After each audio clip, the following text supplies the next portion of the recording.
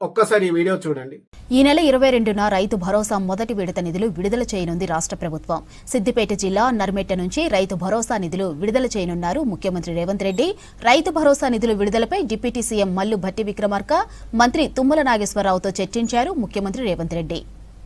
మొదటి విడతలో 1 ఎకరం ఉన్న రైతులకు రైతు భరోసా నిధులు విడుదల చేయనున్నారు. మరో 20 రోజుల తర్వాత రెండో విడతలో 2650 కోట్ల నిధులు విడుదల చేయనున్నారు.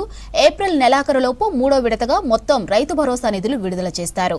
చూశారు కదా, మొత్తానికి తెలంగాణ ప్రభుత్వం రేవంత్ సర్కార్ రైతు భరోసా డబ్బులు ఇవ్వడానికి అంగీకారం తెలిపింది. కానీ ఎలానో తెలుసా, 3 విడతల్లో ఇస్తుందంట. ఫస్ట్ 1 ఎకరానికి, దాని తర్వాత 2-3 ఎకరాలకు, దాని తర్వాత మిగతా ఎకరాలకు. ఒక్కసారి గుర్తు తెచ్చుకోండి, మీకు రైతు రుణమాఫీ కూడా ఇక్కడ విడతల వారీగా చేస్తామని చెప్పేసి కొంతమందికి చేసి చేతులు దులిపేసింది. మీకు అందరికీ గుర్తుంది. ముఖ్యంగా రైతులందరూ గుర్తు పెట్టుకోవాల్సిన విషయం, ఇప్పుడు విడతల వారీగా అంటే కూడా అదే చేయబోతుంది రేవంత్ ప్రభుత్వం. ఏదో 1-2 ఎకరాలకు ఇచ్చేసి మేము అందరికి ఇచ్చేసాము, రైతు భరోసా డబ్బులు అన్ని అందరికి జమ చేశాము, రైతులందరూ సంతోషంగా ఉన్నారని చెప్పేసి ఇదే మంత్రివర్గం అంతా వచ్చి ప్రెస్ ముందరికి వచ్చి ఇక్కడితో రైతు భరోసా పూర్తిగా కంప్లీట్ అయిపోయింది, రైతులందరి అకౌంట్లలో రైతు భరోసా డబ్బులు వేసామని చెప్తారు.